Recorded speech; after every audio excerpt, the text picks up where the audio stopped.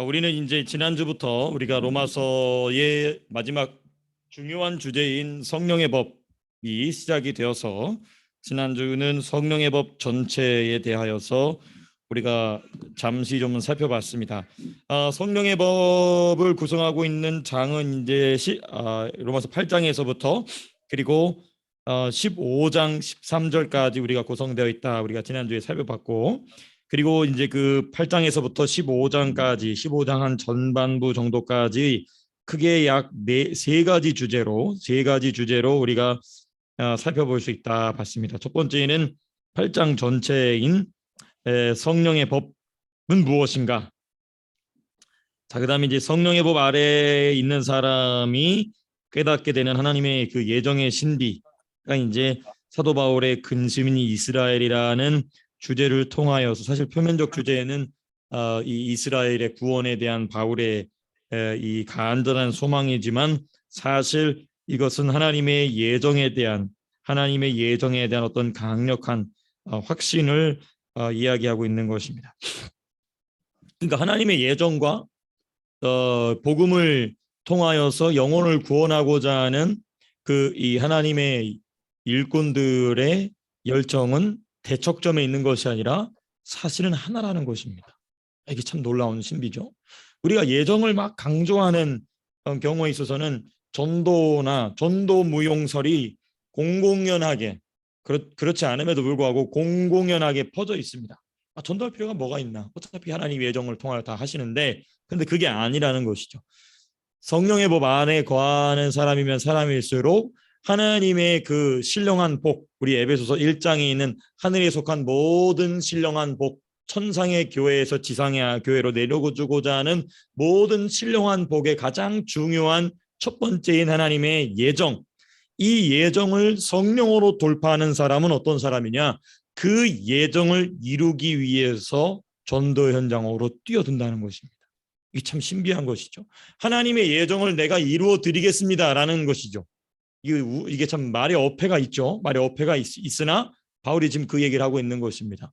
그래서 너희 이스라엘 백성의 구원은 이와 같이 예정돼 있다. 그러면서 이렇게 해야 예수를 믿을 수 있다. 그래서 바울의 사형리, 바울의 전도 복발이 나온다고 제가 10장에서가 나오지 않습니까? 그죠? 10장에서. 그래서 이제 이 부분을 쭉 얘기하고 결론도 아주 신비하게 결론을 짓습니다. 이방인의 충만한 수가 있다.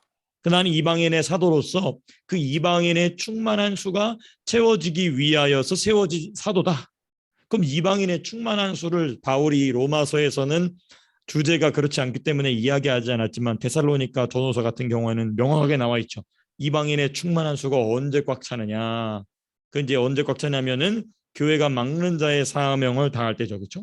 막는 자의 사명을 다하고 막는 자가 사명을 다하면 불법의 아들이 이제 역사의 전면에 등장하죠. 그래서 우리가 뭐라고 부르냐면은 적그리스도라고 얘기하죠. 이제 우리가 그 부분에 대해서는 20일부터 주일날 오후 1시 반부터 우리 이제 현장에서 다시금 종말론 공부하면서 그 부분 자세하게 공부하도록 하고요. 그러니까 이제 그렇게 이제 이 두 번째 주제를 바울이 11장에서 마무리를 짓습니다. 그리고 나서 바울 서신에 늘 등장하는 동일한 주제, 바울의 율법. 바울의 율법이 이제 12장에서부터 15장까지 쭉 펼쳐지고 있음을 우리가 살펴봤습니다. 자, 이제 오늘은 이제 우리가 어느 부분을 좀 살펴보고자 하면 이제 본격적으로 이제 8장의 내용을 좀 우리가 이제 함께 살펴보고자 합니다. 8장 1절부터 이제부터 쭉 살펴보고자 하는데, 일단 먼저 8장의 구조부터 좀 우리가 좀 살펴봤으면 좋겠습니다. 8장의 구조다. 8장의 구조. 네. 로마서 8장의 구조. 뭐 당연히 이제 이 8장은 성령의 법에 관하여 기록이 되어 있죠. 네, 성령의 법에 관하여 당연히 이제 주제가 정해져 있습니다. 서론입니다. 서론. 로마서 8장을 1절부터 좀 구분 지어 본다면은 제일 먼저 1절에서부터 2절까지가 서론이 나옵니다. 서론. 무엇에 관한 서론이냐? 당연히 이제 이 성령의 법에 관한 서론인데 이 부분은 이제 7장과 이어지고 있습니다. 그러니까 7장의 결론이 던지는 문제가 있죠. 예, 우리가 이따 좀 더 살펴보겠지만 문제의 답을 제시합니다. 예, 7장의 결론에서 던지고 있는 문제가 뭐냐? 이제 그걸 좀 살펴봐야 되겠죠. 7장이 던지는 문제는 무엇인가? 곤고한 상태입니다. 오호라 나는 곤고한 자로다라고 시작되는 7장 몇 절이었습니까? 24. 네, 그렇습니다. 7장 24절. 그러니까 요 7장의 결론이 던지는 문제는 뭐냐? 곤고한 상태입니다. 누구의 곤고한 상태냐? 성도의 곤고한 상태입니다. 불신자가 아니고 성도의 곤고한 상태. 오라는 곤고한 자로다라고 말하는 그 곤고한 상태가 7장의 결론이 던지는 문제예요. 그 문제에 대한 답이 뭐냐? 8장 1절 2절에 나와 있다는 것이죠. 중요한 이 내용을 좀 아주 축약하여서 기록해 본다면 이것이 좀 마음의 법과 빨간색이 아니고 파란색인데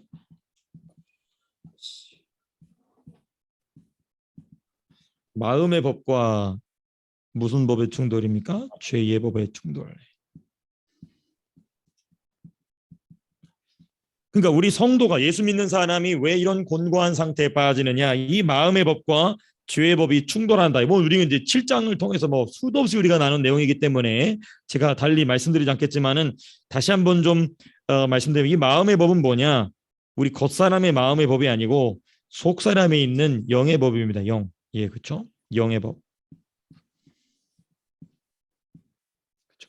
하나님의 율법을 사랑하고 그 율법대로 행하고 싶어하는 그 선한 의지죠. 그렇죠? 선한 의지로서의 법인데 이게 죄의 법과 충돌하는 곤고한 상태가 일어난다.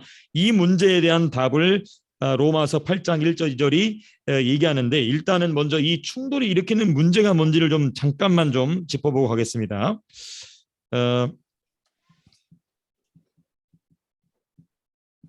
이 충돌이 일으키는 문제. 네. 이거는 어디에 잘 나와 있냐면 로마서는 아니지만 로마서의 축약형이라고 불리는 우리 갈라디아서를 잠깐 좀 찾아보시면 나옵니다. 갈라디아서 5장 17절의 말씀입니다. 갈라디아서 5장 한번 찾아보시겠습니다. 갈라디아서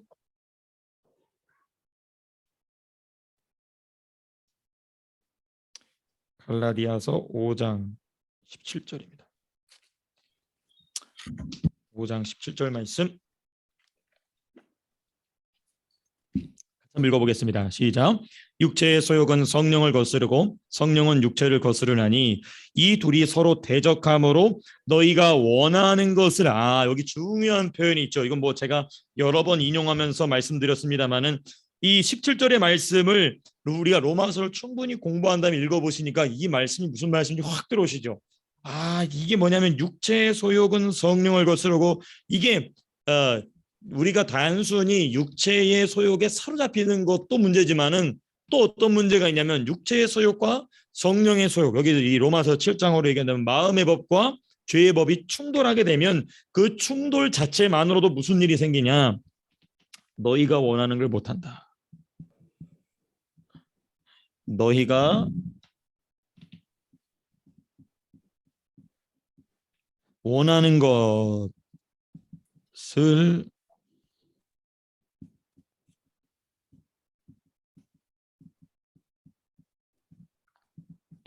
이 충돌이 마음의 법과 죄의 법의 충돌로 말미암아 우리 안에서 하고자 하는 일을 하지 못하게 한다. 그럼 여기서 이제 우리는 되짚어 봐야 되겠죠. 너희가 원하는 것은 무엇인가 좀 생각해 봐야 되겠죠. 그렇죠?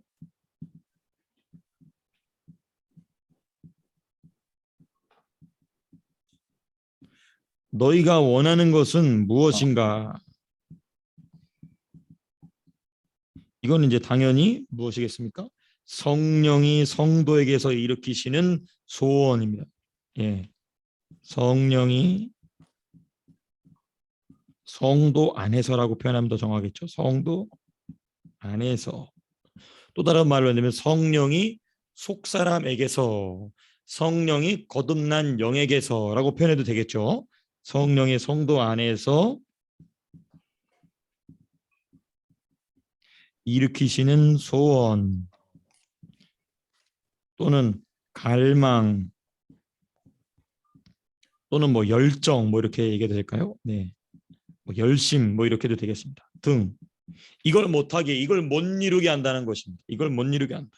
성령이 우리 속사람 안에서 일으키시는 소원. 그러니까 이거는 성령이 주셨으나 내 속사람에서 일으키신 것이기 때문에 동시에 누구 거냐면 내 거가 되는 것입니다. 내 것인 것이죠. 그러니까 하나님께서 무슨 일을 이루실 때 사람 속에다 뭘 두고 이루신다고 말씀하셨죠? 그렇죠. 소원을 두시고 소망을 소원을 두시고 그게 어디 있는 말씀이죠? 에베소서 2장 13절인가요? 권사님 대단하십니다. 에베소서 2장 13절. 예, 박수 한번 쳐야 되지 않겠습니까? 예, 훌륭하십니다. 예, 맞습니다. 우리 성도 안에서 소원을 두시고 그 소원을 두시는 자리가 어디냐는 것입니다. 우리 겉사람에다가는 소원을 둘 수가 없죠. 왜냐하면 우리 겉사람은 마치 뭐와 같냐면 길짝밭 같기도 하고 돌짝밭 같기도 하고 가시밭 같은 상태이기 때문에 우리 속사람 안에 그 소원을 두시고 우리 속사람에게 두신 소원이 밖으로 나올 수 있도록 성령은 상황이나 사람이나 재정이나 건강이나 여러 가지 문제들을 일으키셔서 겉사람을 깨트리시죠. 그리고 속사람에게 두신 소원을 흘러나오게 하시죠. 그것을 아주 극적으로 보여주고 있는 그 실질적인 사건이면서 비유했던 것이 뭐냐면 바로 마리아가 그 향유 옥합을 깨는 것입니다. 그 향유 옥합은 향유는 그 옥합을 깨고 나와야 향기가 나는 것이죠. 근데 그거 똑같은 것입니다. 그러니까 하나님이 우리 안에 두신 소원은 곧 내 소원이면서 동시에 향유인 것입니다. 향기 나는 냄새인 것이죠. 제가 나중에 이제 이 주제만을 가지고도 한번 또 설교할 기회가 있을 텐데요. 사람의 말에는요 냄새 나는 말이 있고 향기 나는 말이 있습니다. 그게 이제 어디 나오냐면 레위기에 보면은 그런 비밀이 숨겨져 있어요. 그래서 제가 그 주제를 벌써 몇 년 전부터 설교하다가 갑자기 딱 이렇게 떠올라서 주제로 정해놓고 아직 설교는 못하고 있는데요. 나중에 뭐 또 말씀을 전할 일이 있으면 하겠지만은 그게 어디로 나냐? 입으로 나온다는 것이죠. 입으로. 그 사람이 입을 말을 통하여서 그것이 나온다. 그 사람의 말을 들어보면 그러므로 뭘 알게 되느냐? 이 사람은 향유 옥합이 깨진 사람인지 향유 옥합이 깨지지 않은 사람인지를 알게 되는 것이죠. 이제 여러분들께서도 이제 그런 부분들에 대한 감을 이렇게 좀 잡지 않으십니까? 내가 하는 말을 또 내가 누군가 하는 말을 들으면서 분별이 될 때 이게 뭐냐면 영분별의 은사로 나아가기 위한 훈련입니다. 이게 점점 깊어지시기를 축복합니다. 이게 점점 깊어지다 보면은 처음에는 그 사람에게 이걸 막 얘기해주고 싶어요. 근데 이제 그 다음 단계가 뭐냐면은 그 사람에게 말해주고 싶은 것을 넘어서 그 사람에게 이 말을 할 때에 적절한 성경 구절이 탁 와서 붙습니다. 여기까지 나아가신다면은 여러분들은 이제 하산하여라. 이제 자유스럽게 말씀 사용하셔도 되십니다. 함께요, 저와 함께. 참으로 중요한 부분인 것이죠. 지금 제가 어디까지 또 이렇게 쑥 빠졌는데요. 하여튼 어쨌든 이 곤고한 상태에 대한 답을 던진다. 이 로마서 1장과 이 로마서 8장 1절 2절이 이 곤고한 상태에 대한 답을 던져준다. 그 답이 무엇인가 이제 지금 살펴봐야 되겠죠. 보다 좀 구체적으로 곤고한 상태를 성도의 곤고한 상태를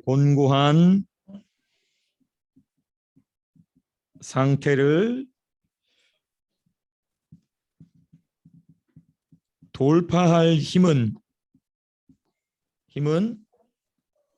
오직 성령의 법 아래에서 얻는다. 성령의 법 아래에서 얻는다. 뭐 쉽게 얘기하면 이런 것이죠. 자아를 파쇄시키는 그 훈련 가운데 그 힘을 얻는 것은 성령의 법밖에 없다. 그러므로 이 돌파할 힘을 얻어서 무엇입니까? 곤고한 상태를 돌파함으로 뭘 얻게 되느냐? 여기 지금 죄송합니다. 2절에는 해방이라고 되어 있는데 해방 또는 자유입니다. 자유 또는 해방 뭐 같은 말입니다. 네. 해방을 누림. 그런데 여기서 뭐 잠깐 좀 우리가 짚고 넘어간다면은 이 해방 또는 자유라는 것을 누리는 출발점이 어디냐? 계속 지금 같은 말을 제가 반복해서 말씀드리는 것이지만은요. 이 출발점이 어디겠느냐? 예. 요 말씀 1절 말씀 그대로를 인용한다면 이렇게 되어 있습니다. 그리스도 예수 안에 있는 자. 그리스도 예수 안에 있는 자가 이 해방 자유를 누린다는 것입니다.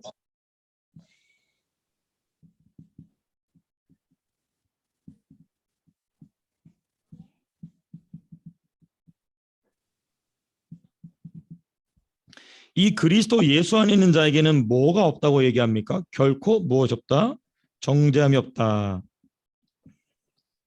자, 근데 제가 이 부분을 말씀드리면서 벌써 이 마음속에 생각 속에 이런 생각을 하고 계실 수도 있으십니다. 결코 정죄함이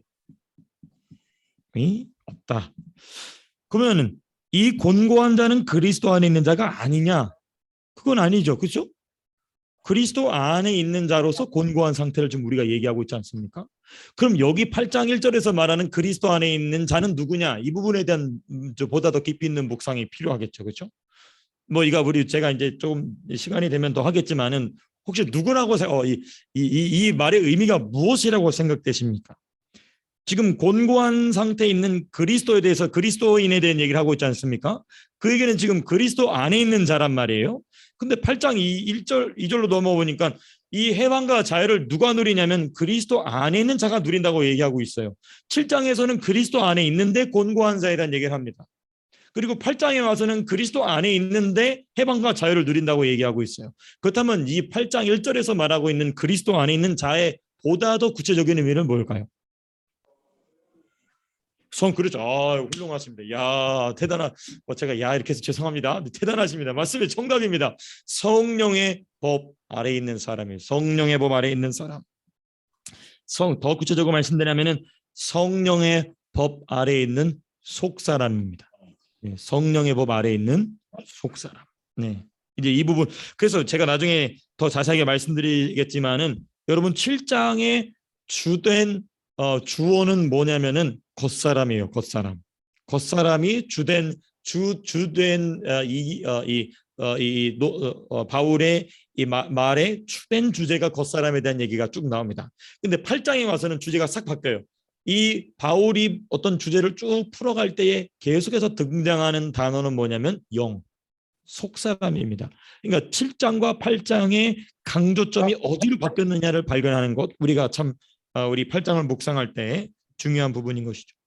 그래서 이 8장 1절부터 우리가 이해하려면 어떤 말씀을 잘 살펴봐야 되느냐 1절에 있는 그러므로라는 단어입니다. 예. 그러므로라고 되고 있으니까 그러니까 앞에 말을 받아서 이 얘기를 하고 있는 것이거든요. 그래서 이 그러므로의 의미를 잘 깨달아야 바울이 지금 주된 주제의 내용이 또 다른 주제로 수입됐구나라는 것을 발견할 수 있게 됩니다. 그건 이제 우리가 1절을 살펴보면서 구체적으로 좀 살펴보도록 하고요. 자, 근데 8장의 두 번째 주제는 무엇인가? 두 번째 구조는 무엇인가? 3절에서부터 17절까지입니다. 이 3절에서 17절까지는 무엇이냐면 율법의 요구를 이룬다가 주제예요.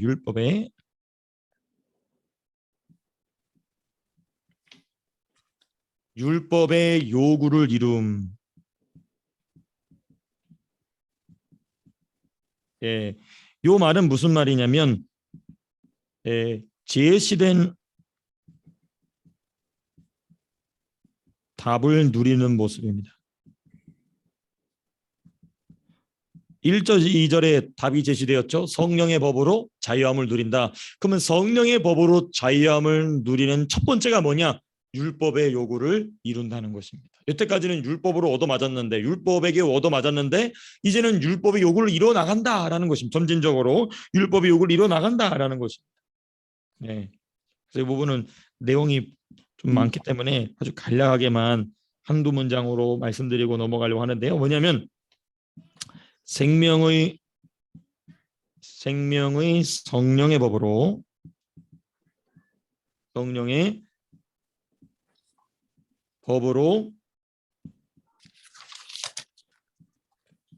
해방된 성도의 모습, 예. 생명의 성령의 법으로 해방된 성도의 모습, 이 모습을 쭉 기록하면서 뭘 보여주냐면 율법의 요구를 이루는 원리를 가르쳐 줍니다.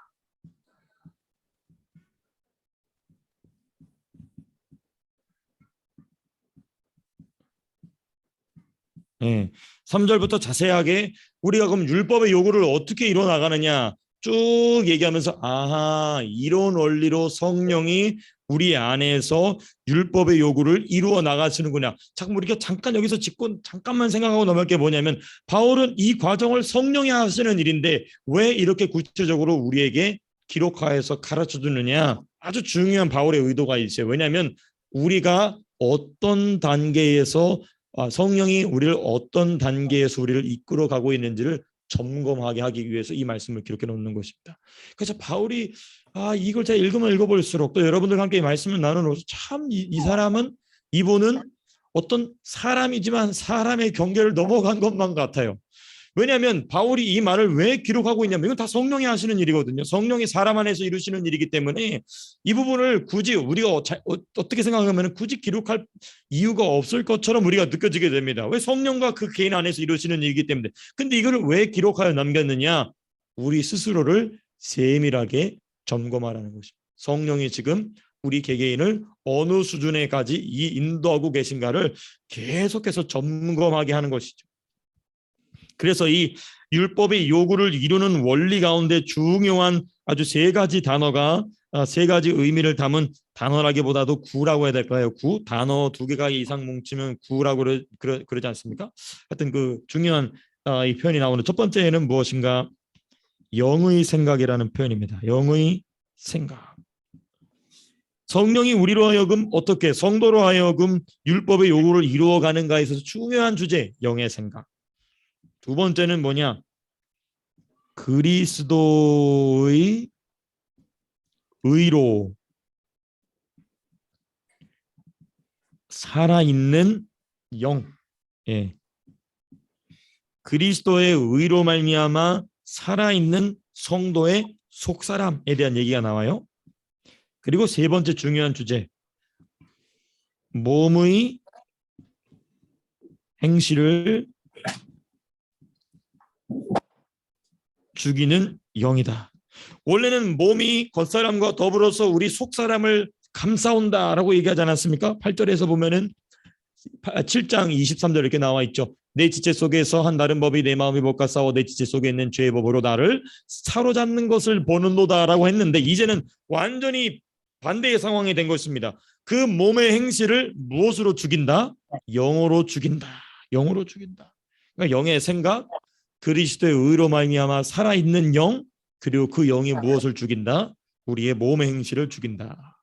당연히 성령이 죽이시는데 성령과 더불어서 누가? 우리의 속사람이 거듭난 영이 그 일에 함께 한다는 것이죠. 그래서 우리가 8장을 공부하면은 보시겠지만 영어는 대부분이 영이란 단어를 the spirit이라고 얘기하고 있어요. the spirit, 그 S가 캐피탈 S로 되어 있거든요. 사실 근데 그렇지 않습니다. 이 한국어만 보더라도 여러분들도 보셔서 아시겠지만 하나님의 영이라는 표현은 분명히 성령이라고 되어 있지만 여기서 말하는 영이 성령을 말하는 영인지 거듭난 속사람의 영인지를 명확하게 구분한다는 것은 매우 어려운 일이에요. 매우 보수적인 신학을 하는 사람들이 이건 전부 성령이다라고 얘기하지만 사실 그렇지 않거든요. 왜냐하면 그 부분이 가장 크게 반박되는 것이 무엇이냐면 어디에 나옵니까?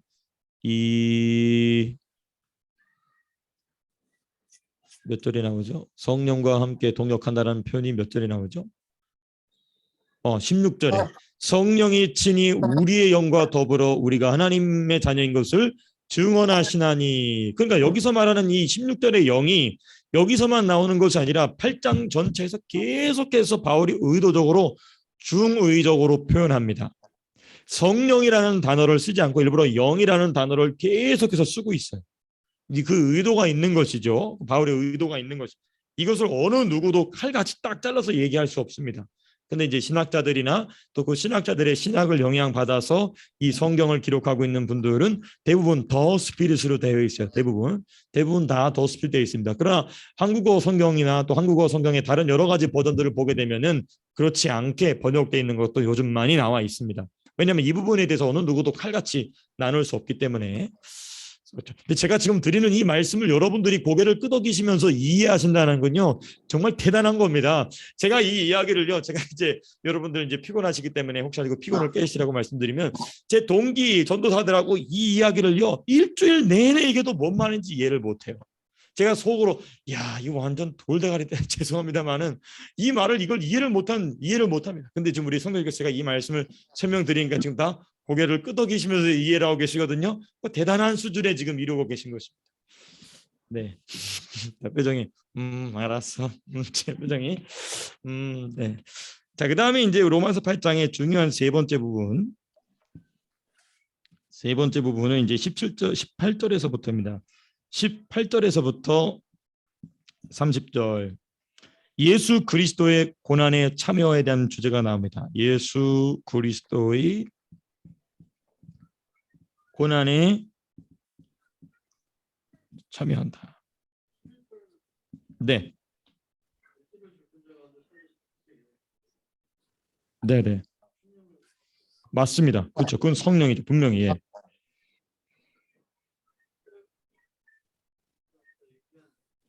네네. 네네.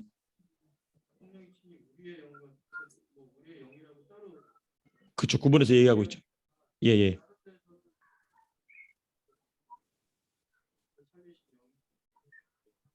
맞습니다. 맞습니다. 맞습니다. 주도적으로 이야기하고 있죠. 주도적으로 이야기하고 있죠. 그런데 이제 우리 예를 들면은 지금 그 영의 생각이라는 표현을 잠깐 보시게 되시면 어디 있습니까? 영의 생각이라는 표현이 6절에 나오죠. 그렇죠? 5절과 6절에 나오거든요. 근데 여기 보시게 되면 육신을 따르는 자는 육신의 일을, 영을 따르는 자는 영의 일을 생각하나니, 이걸 이제 성령을 따르는 자는 성령의 일을 생각한다라고도 생각하는 게 맞습니다. 이렇게 기본적으로는 그렇게 해석하는 게 맞습니다. 그거 잘못됐다는 게 아니에요.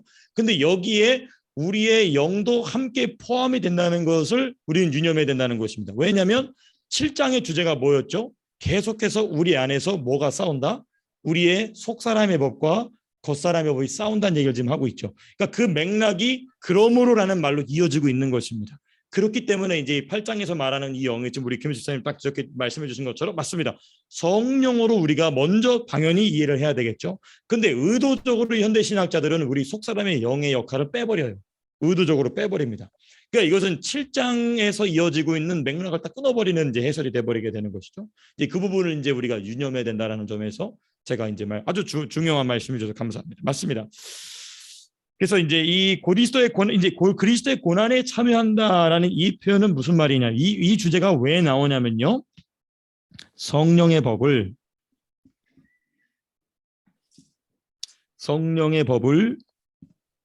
지속적으로 누리는 비밀이라는 것입니다. 성령의 법을 지속적으로.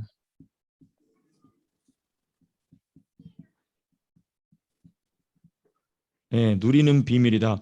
그러니까 우리가 구원은 거저받았으나 구원 이후에 우리가 하나님 품에 안기기까지는 계속해서 무엇인가가 채워져야 된다는 것을 우리가 주일 설계에서도 살펴보고 또 새벽 말씀에서도 살펴보고 우리 수요일에서도 이렇게 살펴보게 되는 것을 우리는 여기서 발견하게 됩니다.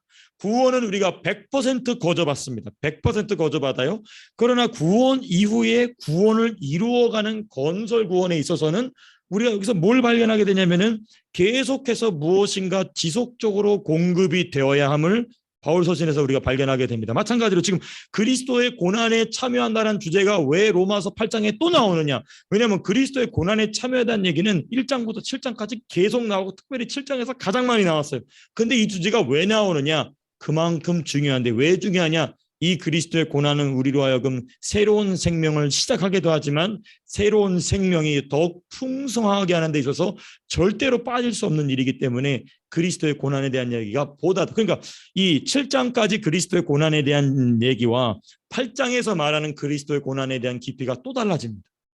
그러니까 7장까지는 죽어야 된다. 죽음에 동참해야 된다 얘기만 나오는데 여기 8장에 와서는 보다 더 깊이 있게 왜 죽어야 되느냐, 죽으면 무슨 일이 발생하느냐, 영광에 대한 얘기가 또 추가돼서 나오게 됩니다. 그러니까 고난에 대한 바울 신학, 바울 서신을 쭉 살펴보게 되면 점진적으로 그 고난에 대한 주제가 점점 깊어지고 있는 것을 우리가 또 발견할 수 있게 되는 것이죠. 자, 그래서 이제 이 부분에 대해서 이 주제도 굉장히 방대한 주제이기 때문에 간략하게만 좀 말씀드린다면, 먼저 이 그리스도의 고난에 대한 얘기를 하면서 현재의 고난이라고 얘기하고 있어요. 그러니까 고난에 대한 얘기는 여태까지 뭐였냐면 그리스도가 너와 나를 위해 죽어주신 과거의 고난을 대해만 얘기를 하고 있었어요. 근데 바울은 이제 시제를 무엇으로 바꾸고 있냐면 현재의 고난으로 시제를 바꿉니다. 이 시제가 바뀌었다는 게 참 중요한데 이건 또 나중에 보도록 하고요. 현재의 고난과 무엇을 극적으로 대조시키고 있습니까? 장차의 영광과 비교시키고 있어요. 예. 그러니까 이것만 보더라도 지금 바울이 고난에 대한 이야기를 하면서 지금까지는 우리가 지금까지는 우리가 살펴보지 못했던 고난의 또 다른 주제가 지금 나오고 있는 것이죠. 그러니까 이런 부분들이 눈에 보이시게 되면 저와 여러분들의 기도가 훨씬 깊어집니다. 내가 지금 만나고 있는 훈련을 위한 고난의 깊이가 어디까지 왔는가를 이 말씀으로 기도 가운데 발견하게 되면, 아, 주님이 나를 지금 여기까지 인도하셨구나. 그러면 주님은 내가 어느 만큼 나가기를 기대하고 계시겠구나 하는 것을 우리가 발견하게 되는 것이죠. 이게 우리의 기도의 깊이가 현저하게 깊어지게 되는 아주 중요한 주제인 것입니다. 그래서 그 현재 고난과 장차의 영광에 대한 이야기를 하면서 이 현재 고난의 의미가 무엇인지, 장차의 영광의 의미가 무엇인지, 의미라고 제가 그냥 적어놓기만 하겠습니다. 그다음 두 번째 무엇을 얘기하고 있냐면 이 현재의 고난과 장차의 영광을 발견하지 못함으로 발생하는 3대 탄식이 나옵니다.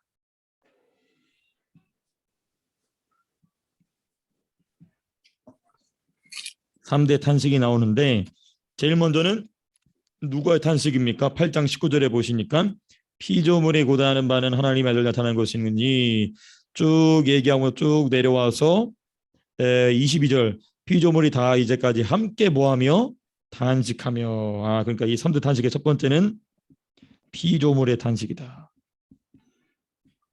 그러니까 바울은 우리 지난 주일에 제가 이제 은사에 관하여서 말씀드렸지만은 바울은 이것까지 들었던 것입니다. 참 대단한 깊이인 것이죠. 우리 성도님들도 거기까지 나아가시게 되시기를 축복합니다. 피조물의 탄식을 듣는 수준까지 영성이다. 그런 성도님들을 제가 섬기게 된다. 꿈만 같은 목회입니다. 저에게 있어서는 꿈만 같은 목회.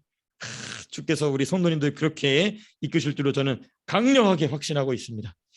네, 감사합니다. 아멘을 미리 하셨기 때문에 안 하신 줄로 저는 압니다. 네. 두 번째 탄식은 무엇인가? 누구의 탄식이냐면 우리 속의 탄식입니다. 23절에 나오죠. 그뿐 아니라 또한 우리 곧 성령의 처음 익은 열매를 받은 우리까지도 속으로 뭐한다? 탄식하여. 예, 우리 속의 탄식. 그러니까 이거는 뭐냐면 성도의 탄식이죠. 이제 성도의 영의 탄식이겠죠. 네. 풀어서 얘기한다면.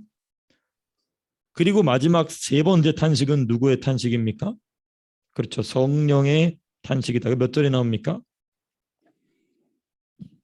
26절에 나오죠. 그렇죠. 성령이 뭐 할 수 없는 탄식으로 말할 수 없는 성령의 탄식이다. 그러니까 왜 탄식하느냐? 큰 주제는 뭐냐면 현재의 고난의 의미와 현재의 고난의 의미를 모르니까 뭣도 모른다는 것입니까? 장차 올 영광도 모르기 때문에 그걸 탄식한다는 것입니다. 피조물도 탄식하고 우리 속에 있는 영도 탄식하고 우리와 동행하시는 성령도 탄식한다는 것입니다. 이 고난의 의미와 고난을 이김으로써 현재의 삶 속에서 성령의 법으로 살아갈 뿐만 아니라 성령의 법으로 살아가는 그 사람이 하나님 나라에서 받을 그 영광의 지극히 큰 것을 알지 그것에 대한 무지함으로 말미암은 탄식. 이 탄식까지 들리는 저 여러분들의 기도의 깊이가 될 수 있기를 축복합니다. 그래서 여기서 이제 이 탄식을 그러므로 왜 하느냐? 이 의미를 모르기 때문에 이제 모르기 때문에 일어나는 실수들인 것이죠. 그러니까 현재의 고난과 제가 그 말을 생각했습니다. 현재의 고난과 장차의 영광을 알지 못함으로 그 의미를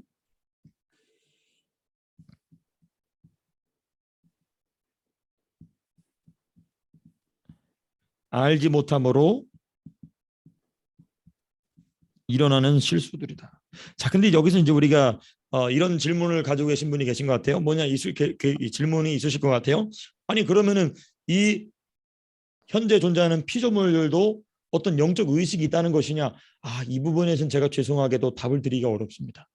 저도 여기 깊이까지 들어가 보지 못해서 그게 무엇인지에 대해서는 제가 제일 먼저 들어가서 한번 보게 되면, 더 이렇게 바울처럼 듣게 되면 제가 말씀드리겠습니다. 왜냐하면 이거는 신령한 영의 세계이기 때문에 그게 무엇이다라고 제가 쉽게 말씀드리기가 어려워요. 그랬다가는 또 이제 큰 실수가 될 수도 있기 때문에. 다만 이런 현상은 실제적으로 일어난다는 것은 분명한 사실이죠. 그러니까 그 피조물들이, 그러니까 이런 거지 않습니까? 예를 들면 제가 이 말씀을 묵상하면서 이 말씀을 계속 오는 뿐만 아니라 전부터 이 말씀을 묵상하면서 누구를 자꾸 떠올리게 되냐면, 제가 주일에 잠깐 언급했던 그 중세의 누굽니까? 성 프란체스코. 성 프란체스코가 그 늑대 형제에게 설교했다지 않습니까? 참 그 동화 속의 이야기 같지만은 그게 뭐냐? 그러니까 이 늑대가 자기가 하나님으로부터 받은 영역을 침범하는 것 자체가 이 피조물의 탄식의 한 형태가 아니겠는가? 저는 이렇게 개인적으로 이제 생각해 보는 것이죠. 그죠? 또 곰이 겨울잠을 자다가 말고 깨가 나와가지고 사람들을 공격하는 거, 하나님이 정하신 질서를 깬 거지 않습니까? 그 질서를 깨고 나온 것에 대하여서 프란치스코가 타일러 준 것은 아니겠는가? 이건 제 생각일 뿐입니다. 예, 이걸 그렇게 받으시면 안 되고, 이 부분에 대한 제가 할 수 있는 최대한의 그래도 교회사적 성경적 추측은 여기까지인데, 이거는 그냥 우리 성도님들께 드리는 참고입니다. 참고로서 정세영 목사는 거기까지 묵상하고 있는데, 뭐 우리 성도님들께서도 깊이 기도하시면서 이 말씀을 한번 돌파해 보시기를 축복합니다. 그래서 피조물이 탄식한다. 피조물들이 어떤 의식이 있다는 것인가? 그건 아닌데. 예, 그렇죠.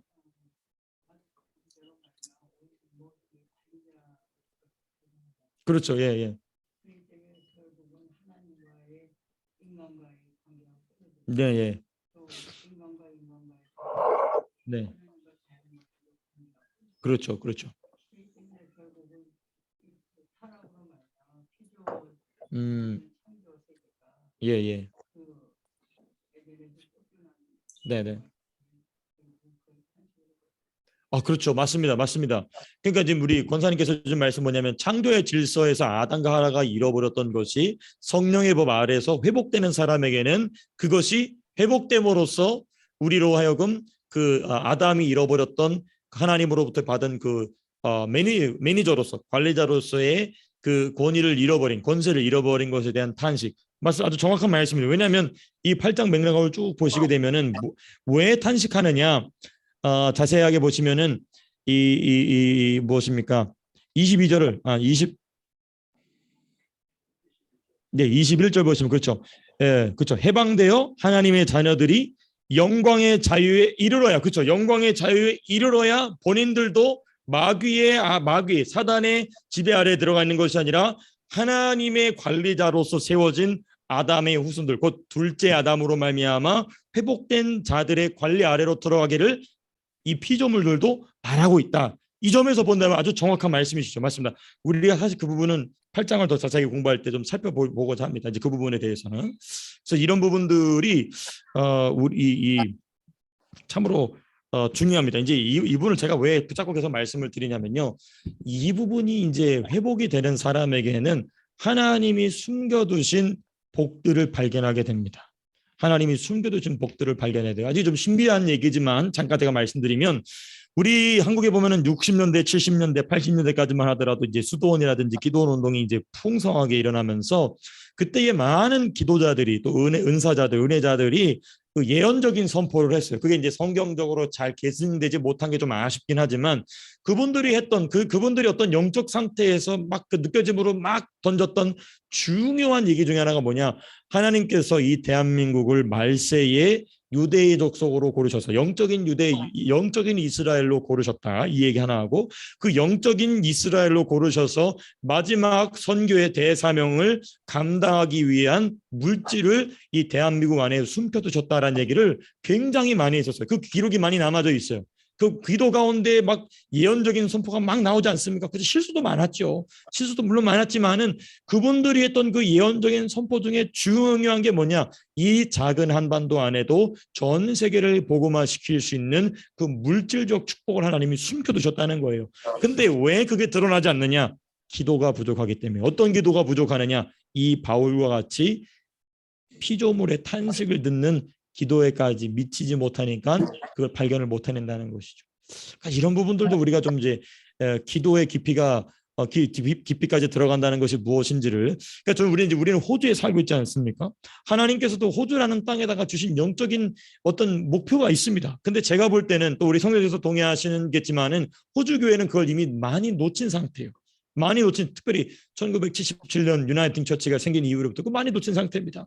그것을 되찾아서 호주 교회에게 깨워줘 주는 사명이 우리 한국 교회에 있지 않겠는가라는 것을 저는 좀 이렇게 영적인 추측을 좀 해보게 됩니다. 그런 부분들도 우리가 좀 같이 생각해 보는 것이죠. 자, 이제 본래 내용을 좀 돌아와서 마지막 8장의 마지막 부분입니다. 8장의 마지막 부분 4절이죠. 하나님의 풍성하심을 경험하게 된다. 풍성하심. 예, 풍성하심. 아이고 이게 몇 절부터 몇 절까지 써놓지 않았네요. 맨 마지막 부분이니까 31절에서부터 39절까지 하나님의 풍성하심에 대한 말씀이 기록이 되어 있습니다. 이 하나님은 항상 우리에게 고난, 그리스도의 고난에 참여하는 자에게는 항상 복을 주시는 게 또 동일하게 등장합니다. 성령의 법을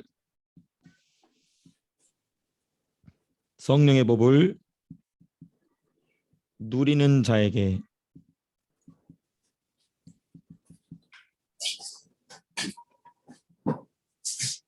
주시는 축복이다. 예. 여기 몇 가지 주제가 등장하는데요. 여기는 이제 첫 번째 보호거든요. 보호. 하나님의 보호하심. 네. 그다음에 모든 것을 주신다고 돼 있어요. 모든 것을 주신다. 또 중요한 주제지만은 반복적으로 등장하는 칭의. 뭐가 있느냐? 넉넉한 승리입니다. 네.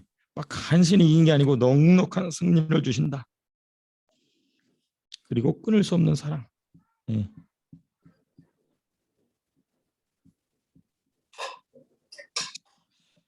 좀 이게 정돈되지 않은 어떤 논리적 전개 없이 제가 쭉 단어만 말씀드렸지만은 또 이거는 8장 마지막 부분 공부하시면서 함께 또 살펴보도록 하시겠습니다. 그 다음 주제가 이제 본격적으로 1절, 2절을 말씀을 좀 살펴봐야 되는데요. 제가 이제 중간에 옆으로 좀 샜더니 제가 예상했던 대로 진도는 다 나가지 못하게 되고 1절, 2절 말씀은 우리가 다음 주부터 좀 본격적으로 좀 더 살펴보도록 하겠습니다. 자, 마무리하면서 또 혹시 오늘 제가 말씀드린 내용 중에 궁금하신 부분이라든지 조금 더 설명이 필요한 부분들이 있으시다면은 말씀해 주시면 함께 우리 토의해보고 나눠볼 수 있는 시간 됐으면 좋겠습니다. 혹시 제자님, 예, 없으시군요. 네. 네, 예, 예. 빌립보서 말씀이군요. 예, 빌립보서 몇 장이죠? 빌립보서 2장 13절. 예, 한번 찾아볼까요? 빌립보서 2장 13절의 말씀. 예, 빌립보서 2장 13절 말씀. 네, 같이 한번 읽어보시겠습니다. 시작. 너희 안에 서행하시는 이는 하나님이시니 자기의 기쁘신 뜻을 위하여 너희에게 소원을 두고 행하게 하시네. 그러니까 여기 참 아주 중요한 말씀이 있어요. 너희 안에 서행하시는 이는 성령이신데 그 성령도 무엇이다? 하나님이시다라는 얘기예요. 그러니까 여기는 그 성령은 하나님이 아닌 어떤 파워다, 힘이라고 얘기하는 이단자들을 배격하는 중요한 말씀이죠. 왜냐하면 그때 벌써 그런 사람들이 나왔거든요. 성령은 신격이 아니고 하나님의 어떤 힘을 지칭하는 편이다라고 나와요. 그게 이제 그 이 성령론 이단이 이제 그때부터 나왔다는 벌써 바울이 빌립보서를 기록할 때부터 그런 이단이 나왔다는 것이거든요. 그러니까 이제 그런 사람들이 이제 뭐냐면은 무엇 때문에 그런 얘기를 하냐면은 성부 수의설, 성부 하나님이 유일한 하나님이고 성자는 제1의 피조물이고 성령은 하나의 능력일 뿐이다. 그러니까 제1 성부 하나님이 제1의 피조물인 예수에게 성령이라고 불려지는 능력을 주셨다. 이런 이단이 있죠. 그런 이단 때문에 이제 바울이 이 너희 안에 행하시는 성령은 하나님의 어떤 힘 자체가 아니고 그분도 역시 인격을 가지신 전능하신 무엇이다? 하나님이시다. 근데 그 하나님이 누구의 기쁘신 뜻을 위하여? 자기의 기쁘신 뜻을 위하여 너희에게 소원을 주시. 그러니까 여기서는 우리 마음대로 아무 소원이나 이렇게 이제 설교를 해버리면 이제 큰일 나는 거죠. 이제 이 너희 안에 소원을 가지라 막 얘기하는 게 이제 누구냐면 이제 누구죠? 미국의 그 엄청 큰 교회인데 그 긍정의 힘 하면서 뭐 활짝 웃으면 그 하얀 이빨이 다 보이시는 그 목사님, 미소는 100만 불짜리 목사님이신데 하여튼 그분 이제 막 주님 여러분들이 원하는 소원을 가지십시오 막 이제. 근데 그게 아니고 여기 무슨 소원이라고 돼 있습니까? 누구의 기쁘신 뜻을 위하여? 하나님의 자기의 기쁘신 뜻을 위하여 소원을 주시는, 그게 이제 성령이 하시는 일인데 그 성령이 하시는 일에 대해서 로마서 8장이 깊이 있게 자세하게 이야기하고 있죠. 이제 그 부분이 이제 우리가 연결된다는 것을 또 바울 서신을 통해서 살펴봤습니다. 예. 예, 예. 맞습니다. 맞습니다. 그렇죠, 그렇죠. 예, 예. 맞습니다. 맞습니다, 맞습니다. 그거는 이제 말씀과 기도로 그것을 계속해서 구별해 나가야 되고요. 그건 이제 옆에 있는 영적으로 이제 함께 동역해주는 이 선배들이 계속해서 그거를 함께 도와주는 게 참 중요합니다. 왜냐하면 자기 멋대로 막 나가버릴 수 있거든요. 그러다가 실패하면 이제 콱 낙심하여서 하나님이 내 손을 이렇게 돼버리면 이제 어려운 상태가 되니까. 예, 그렇죠, 그렇죠. 맞습니다, 맞습니다. 그게 흐름이 쫙 있어요. 그게 이제 로버트 슐러 목사님의 이제 예, 맞습니다. 네, 네, 맞죠. 그게 이제 우리가 소위 말하는 번영 신학의 출발이죠. 예, 그 로버트 슐러의 그 수정교회가 나중에 팔려요. 어디에 팔리냐면은 로마 카톨릭인가 팔린가 그럴 겁니다. 그러니까 이제 긍정의 힘이 이제 부정의 힘으로 바뀌어버리게 되는 안타까운 이제 현상이 일어나게 되죠. 네, 예, 예, 예, 예, 예, 예, 예, 네, 네, 예, 예, 맞습니다. 그렇죠, 그렇죠, 그렇죠. 그러니까 이제 지금 아주 참 중요한 게 뭐냐면요. 제가 이제 우리 스승님들을 설교하시는 거 보면은 저는 너무 어렵게 가는데 스님들은 이 어려운 주제를 어디서 풀어가시냐면 사복음서에서 풀어가세요. 예수님 말씀이 다 있어요. 그거를 풀어가다가 조금 깊게 얘기할 때는 이 서신서들을 탁 갖다 붙이죠. 그러면 제가 막 이런 표현 죄송합니다. 제가 막 오줌이 절절 나오죠. 이야, 저걸 저렇게 떨어가는구나 스승님들은. 그러니까 사복음서를 탁탁탁탁 대대는 겁니다. 그러니까 지금 예수님 말씀하신 양으로 생명을 얻게 풍성하게 한다, 얻게 한다. 이제 우리 사복음서뿐만 아니라 이제 그건 나중에 이제 요한서신에 나오는 얘기이기도 하지만은 그게 이제 복음서의 맥락 안에 있는 것이거든요. 그걸 다 갖고 와서 서신서에서 풀어갈 수 있는 그 능력. 저도 거기까지 나가야 하는데 열심히 지금 맨발 벗고 뛰어가고 있습니다. 기대해 주시길 바랍니다. 근데 아주 중요한 이해입니다. 맞아요. 양으로 하여금 생명을 얻게 돼 풍성하게 얻게 한다는 말이 지금 이 우리 성도님들 머리 안에서 이게 지금 팡팡팡팡 제가 제 안에서 가슴 속에서 막 이 말씀이 팡팡팡 튄다는 게 바로 이런 거예요. 이게 이거구나 이제 막 이제 머릿속에서 막 이게 쫙 정돈이 되면은 이제 말씀 사역자로서의 훈련이 본격적으로 이제 시작되고 계신 것이죠. 너무너무나 감사드리고 1년이 채 되지 않은데도 불구하고 이렇게 우리 성도님들이 놀랍게 저기 하시는 모습 보면서 저는 참으로 감격하지 않을 수 없고 감사드리지 않을 수 없습니다. 네, 여기까지 하고 제가 기도하고 마치겠습니다. 기도하시겠습니다.